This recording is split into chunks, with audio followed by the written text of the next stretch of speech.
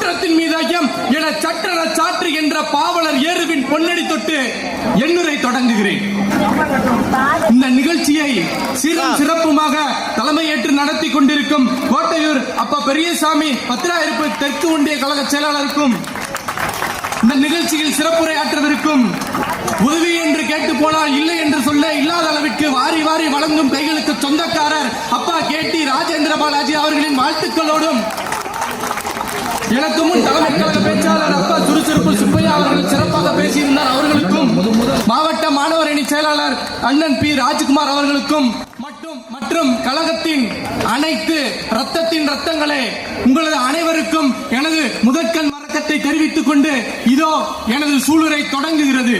இதுவே எனது தொடக்கம். இதில் பல கருத்துக்களோ அடக்கம். இதில் அந்த திமுகவினருக்கு மட்டுமே பிணக்கம். மக்களே,